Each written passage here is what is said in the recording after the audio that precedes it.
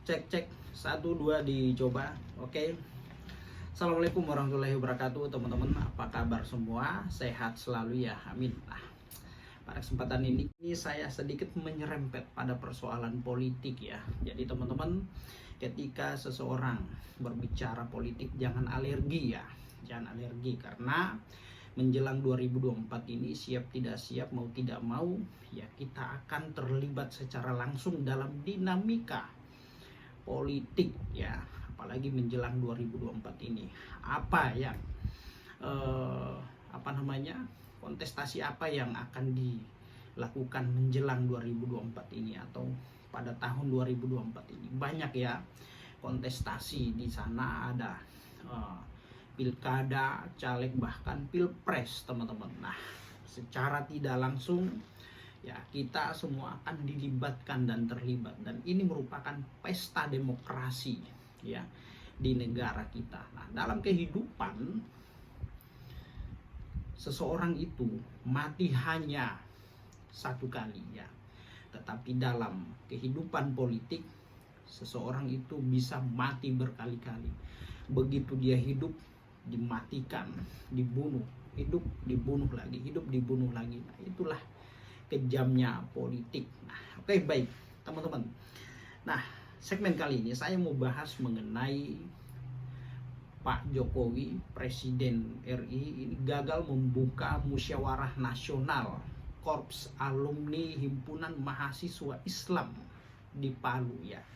Kenapa? Nah, ini ada catatan atau tulisan dari seorang penulis yaitu Ayu Niti Harjo. Ini sangat menggelitik nih teman-teman ya. Nah, tentunya dia membahas mengenai kenapa Jokowi tidak hadir dalam Munas Kahmi. Ada apa sih? Kenapa sehingga Pak Jokowi tidak datang pada kegiatan tersebut? Apakah karena ada Anies atau bagaimana sehingga hanya mengutus Wapres untuk membuka kegiatan tersebut? Nah, oke, baik teman-teman. Nah, berikut saya bacakan tulisan dari Ayu Niti Harjo ya. Ini sangat menggelitik ya. Jadi sangat disayangkan apabila teman-teman tidak mendengar tulisan ini ya. Saya bacakan ya teman-teman ya. Ini saya kutip dari grup ya, grup-grup WhatsApp yang telah beredar, tapi nggak apa-apa saya review lagi. Tapi ini memang pembelajaran politik bagi kita, khususnya untuk generasi muda. Jangan alergi mengenai politik ya, tentang politik, karena ya persoalan bangsa ke depan, masa depan bangsa ada di tangan para pemuda hari ini ya. Maka dari itu jangan alergi ketika seseorang membahas mengenai politik. Nah, oke, baik teman-teman. Nah, tulisan oleh Ayu Niti Harjo. Nah, Jokowi membatalkan kedatangan pada pembukaan musyawarah nasional Korps Alumni Mahasiswa Islam ya, Himpunan Mahasiswa Islam ke-11 di Palu 25 November 2022. Nah, pembatalan terjadi H-2 sebelum acara.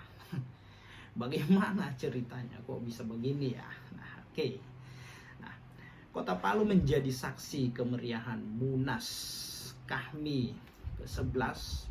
Mungkin ini terjadi ya, Munas paling meriah dalam sejarah penyelenggaraan Munas Korps Alumni Himpunan Mahasiswa Islam. Nah, Presiden bahkan terjadwalkan hadir membuka acara tersebut. Presiden menyatakan kesediaannya dan rencananya untuk membuka Munas tersebut. Nah, pernyataan tersebut disampaikan saat menerima audiensi pengurus Kahmi waktu itu ya. Pun beberapa hari sebelum pembukaan, Presiden sebenarnya masih konfirmasi akan hadir. Nah, perubahan terjadi pada saat H-2 acara. Kenapa ini? Ya, ini kita masih penasaran ya. Kita lanjutkan baca. Nah, begini peristiwanya. Protokol presiden tiba di Palu dan rapat dengan panitia. Rapat tersebut juga dihadiri oleh Forkompimda termasuk Binda ya, Bin ya. Nah, dalam rapat tersebut protokol presiden meminta panitia Munas untuk mencoret nama Anies Baswedan.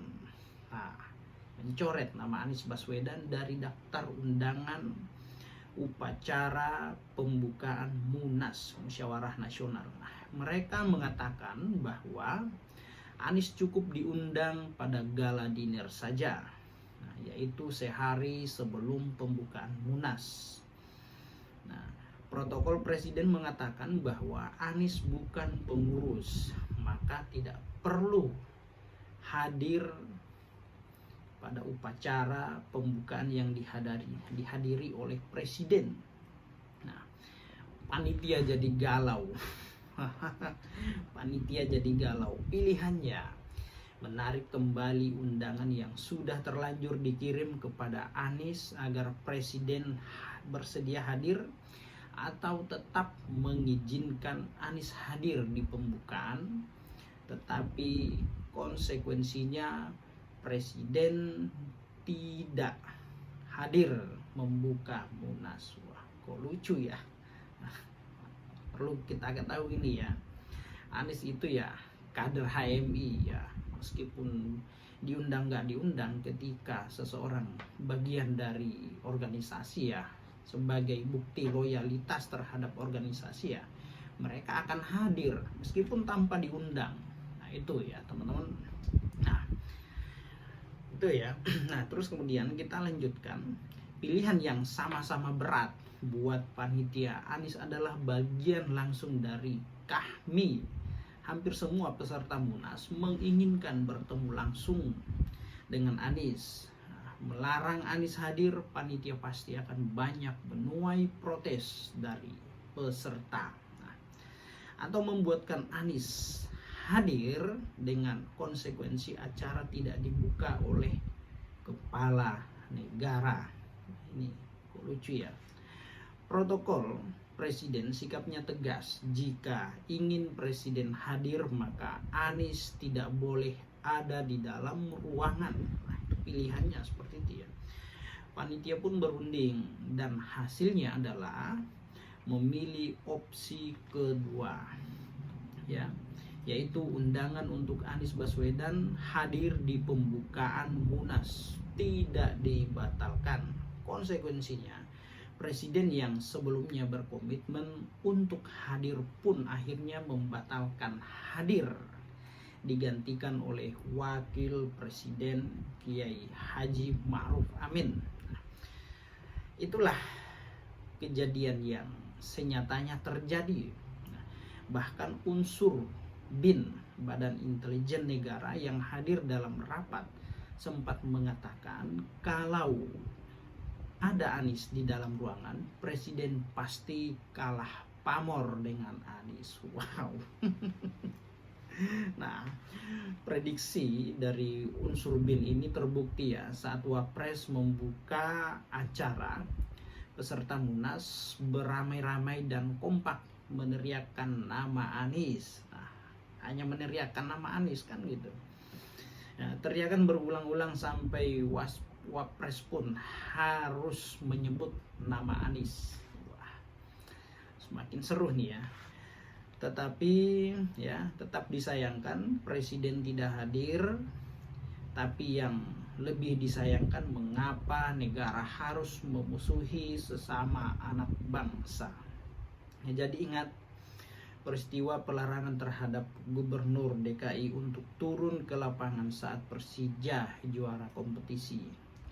Salut untuk panitia Munas Kahmi yang berani bersikap. Nah ini ya teman-teman ya. Nah ini tulisan catatan dari Ayu Nitiharjo teman-teman. Nah ini yang saya dapat, saya kutip, tidak lebih tidak kurang ya teman-teman. Nah jadi mungkin untuk bisa konfirmasi bisa dicari juga di Google teman-teman. Nah sumber informasi juga sudah begitu cepat ditemukan. Nah, jadi ini menurut saya aneh juga ya ketika Anies harus tidak hadir dalam kegiatan tersebut. Ya persoalannya karena dia bukan pengurus, tetapi perlu untuk diketahui bahwa setiap orang yang terlibat dalam suatu organisasi, baik itu dia masih sebagai kader aktif ataupun alumni, ketika suatu organisasinya mengadakan suatu kegiatan, maka sebagai bentuk kecintaan terhadap organisasi, loyalitas terhadap organisasi, tanpa diundang pun ya orang pasti akan hadir ya sebagai kader ya, apalagi pernah berkecimpung dan menjadi bagian dari organisasi tersebut. Tentunya Anies ya tanpa diundang pun dia akan hadir ketika memang dibutuhkan, apalagi ini momen politik ya. Agak lucu aja ya, seorang Jokowi ini berdasarkan tulisan ya, berdasarkan tulisan mengenai Pak Jokowi tidak hadir karena persoalannya Anies datang pada kegiatan tersebut, padahal dia bukan pengurus. Nah, lagi-lagi kita harus pertegas bahwa dalam dunia organisasi, seorang kader yang pernah berkecimpung dalam suatu organisasi atau suatu lembaga sebagai wujud kecintaan terhadap organisasi atau sebagai wujud loyalitas terhadap organisasi ya, maka tanpa diundang pun, ingat, tanpa diundang pun ya seseorang ya pasti akan hadir, karena ini sudah mendarah daging, tidak bisa dipisahkan. Nah itu ya teman-teman ya, jadi